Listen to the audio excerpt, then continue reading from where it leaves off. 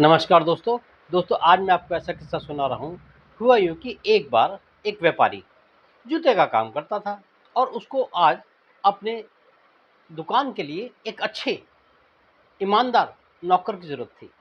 उसने इश्तहार निकाला कि कोई भी अच्छा से अच्छा जो है प्रत्याशी जो कि मेरे जूते बेच सके और मेरे ग्राहकों को सैटिस्फाई कर सके, मैं ऐसा एक प्रत्याशी अपने यहाँ पर अपने भर्ती करना चाहता हूँ।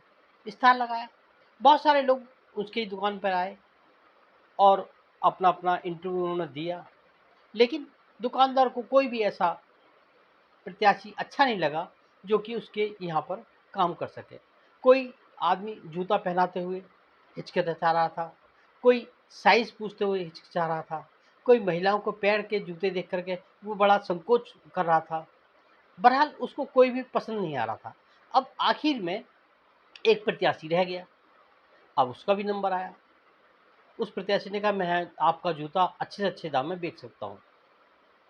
तो जो दुकानदार सभी प्रत्याशियों से एक ही प्रश्न पूछ रहा था कि आप जूता कैसे बेचोगे? ये और आप ये जूता ₹500 का बेच दीजिए तो मैं आपको अपने यहाँ पर नौकरी दे दूँगा।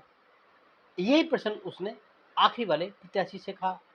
प्रत्याशी ने कहा यहाँ ये जूता आप ₹500 में बेच देगा तो मैं आपको नौकरी पे रख लूँगा। दुकानदार ने कहा, प्रत्याशी ने कहा ये तो मैं 500 क्या मैं ₹550 में बेच दूँगा इस जूते को। दुकानदार ने कहा बहुत अच्छा। अब वो प्रत्याशी दुकान के अंदर आ गया। अब वो अपने ग्राहकों का इंतज़ार करने लगा। तभी एक कस्टमर आया जूता देखने के लिए।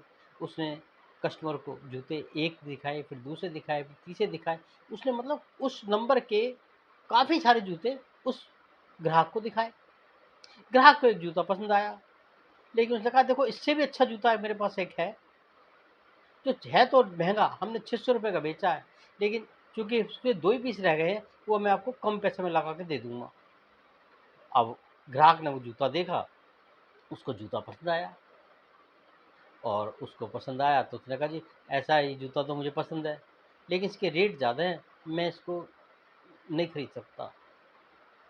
तो उस प्रत्याशी ने कहा कि ये जूता जो है ये ₹600 का मैंने बेचा है, मैं आपको ₹550 का बेच देता हूँ, चाहिए तो। तो कहने लगा मेरे पास पैसे कम हैं, कोई बात नहीं पैसे आते रहेंगे, आप जूता ले जाइए, कितने पैसे हैं?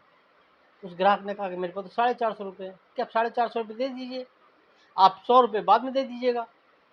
और उसने ग्राहक को ₹450 में वो जूता पैक करके दे दिया। अब वो ग्राहक जूता लेके चला गया। अब दुकानदार प्रत्याशी पे बड़ा गुस्से हुआ कि तुमने तो मेरा नुकसान कर दिया, ₹100 का नुकसान कर दिया। अगर 550 का तुमने बेचा और ₹450 में ₹50 का तो मेरे वैसे ही नुकसान हो गया। तो अब ये कह रहे नहीं वो ग्राहक आएगा। अब दुकानदार कहता है कौन-सा आएगा? मुझे इतने दिन हो गए यहाँ नौकरी करते-करते, इतना व्यापार करते-करते हो गए। तू कहता है वापिस आएगा, एक बार कस्टमर चला जाता है तो वापिस थोड़ी आता है, उसको तो ₹100 का फ़ायदा हो गया। जो प्रत्याशी था उसने पूरे आत्मविश्वास से कहा, सर वो आएगा। थोड़ी देर बाद उसने कहा कि ऐसा है मैंने जो जूता पैक किया है वो दोनों एक ही पैर के हैं, वो तो हर हालत में आएगा। हुआ क्या थोड़ी देर बाद वो ग्राहक आया और उसको ₹100 दे करके और वो दूसरा जूता बदल करके लेके चला गया।